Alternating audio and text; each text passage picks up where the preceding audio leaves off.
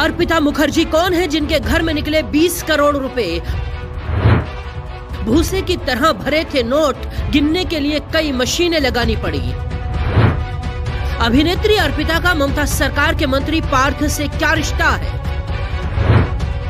ममता सरकार में नंबर 2 की हैसियत रखने वाले पार्थ चटर्जी क्यों हुए गिरफ्तार? बंगाल में कैसे हुआ करोड़ों का खेल जिसकी आंच ममता सरकार तक पहुंच गई? पश्चिम बंगाल की राजनीति में एक बार फिर उबाल आया है। ममता बनर्जी कैबिनेट में कद्दावर मंत्री पार्थ चटर्जी को ईडी ने गिरफ्तार किया है। पार्थ पर शिक्षक भर्ती घोटाले का आरोप है। शुक्रवार को ईडी की टीम ने पार्थ के घर समेत 13 जगहों पर छापेमारी की थी। इसी छापेमारी में पार्थ चटर्जी की करीबी अर्पिता के घर से 20 करोड़ रुपए मिले। ईडी के अधिकारियों ने 500 और 2000 के नोटों को गिनने के लिए काउंटिंग मशीनें लगा ली थी। इसके बाद इन नोटों को गिना गया। अर्पिता मुखर्जी के पास ये पैसा कहां से आया और पार्थ से उनका क्या रिश्ता है वो भी बताएंगे, लेकिन उससे पहले बताते हैं अर्पिता मुखर्जी कौन है।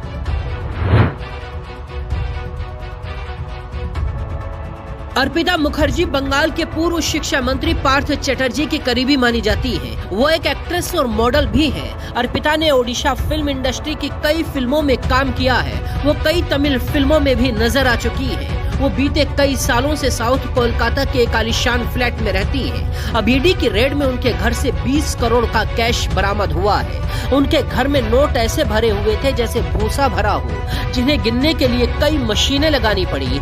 इस छापेमारी में नोटों के ढेर के अलावा 20 से ज्यादा मोबाइल फोन भी बरामद हुए। ईडी इस बात की जांच कर रही है कि आखिर इन फोन्स का इस्तेमाल कौन और क्यों कर रहा था।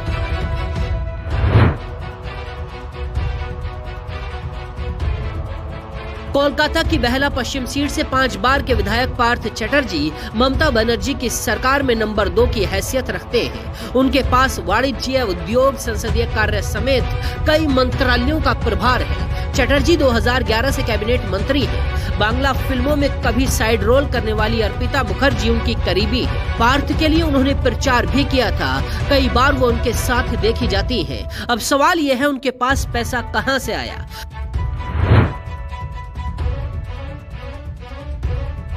पश्चिम बंगाल में 2014 और 2016 में शिक्षकों की भर्ती हुई थी। नियुक्ति में धांधली का आरोप लगाते हुए 2 कैंडिडेट्स ने हाईकोर्ट में याचिका लगाई थी। हाईकोर्ट ने इस मामले में सीबीआई जांच के आदेश दिए थे। सीबीआई ने पार्थ से 25 अप्रैल और 18 मई को पूछताछ की थी, क्योंकि वो 2014 से लेकर 2021 तक बंगाल के शिक्षा मंत्री थे। पूछताछ के बाद सीबीआई ने इस मामले में मनी लॉन्ड्रिंग की शिकायत दर्ज कराई। इसी के बाद मामले में ईडी की एंट्री हो गई। शुक्रवार को ईडी की कई टीमों ने एक साथ पार्थ समेत उनके करीबियों के यहां छापेमारी की। ईडी को अर्पिता के बारे में पहले ही जानकारी मिली हुई थी। इसके बाद ईडी ने अर्पिता के घर में छिपे खजाने का पर्दाफाश किया। अब इसमें पूरी ममता सरकार पर सवाल उठने लगे हैं। बाकी खबरों